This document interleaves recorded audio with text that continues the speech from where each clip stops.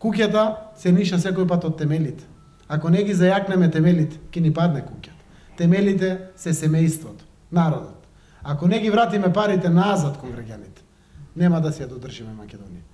Рекле старите луѓе, ако сакаш некој да го уништиш, прво финансиски уништи го. После може слободно капата да му ја скроиш.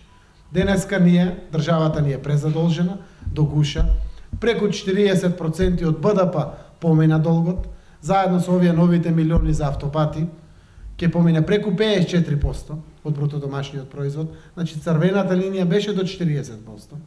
Стопанството е целосно, мултикомплексно изуништено, клекнато на колена, целосно живее само она денеска кој што немало кредити пред 3-4 години, сега благодарение на кредитите обстојува некако, одшуплово, празно, нема ништо, не генерира развој, нема ништо од тоа, а секое семејство од картичка на картичка повлече од ова, полни во другата, како да се закрепи денот, ај утре може ќе дојде нов ден. И буквално се живее во толку голема неизвестност, а новиот ден е се потежок и потежок. И таквиот момент единствено можено е да создаде добра иднина ако почнеме поредот на работите. Да го стабилизираме семејството, кое што е генератор на развојот, потрошувачката моќ од овде излегува.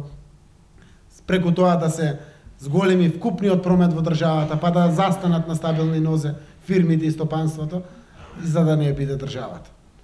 Од таа причина го создадовме концептот да ја вратиме средната класа. Зборуваше Ванчо, нема да се повторам. Дел од мерките имаат за цел да остават пари кај граѓаните. Сите овие нови модерни зафаќања, да не ви ги кажам, извршители со огромните такси. Она што значат радиодифузни такси, давачки од секој вид, се чудите од каде доаѓаат. Прво да ги укинеме. Да го разлабавиме народот во финансиски аспект. Вториот дел, да пуштиме пари назад. Едно е преку редистрибутивните механизми, кои што владата преку буџет може да ги направи. Се што произведува Македонија е 10 милиарди евра. Бруто домашниот производ е толку. Се што произведуваме. Буџетот на државата е 3 милиарди. Во ваква констелација, во ваква Македонија, преку буџетот може многу да се врати назад кон граѓаните. Назад, за да се подигне таа средна класа, која што мора да добиеме. Таа е двигателот, таа е авангардниот носечки столб на секое здраво и зрело општество. Ние денеска ја изгубивме комплетно. 2 до 3% се екстремно богати, 4-5% остана средна класа, преку 92% се сиромашни граѓани, кои што го крпат месецот или знаат дека веќе наредниот ќе мора да го крпат.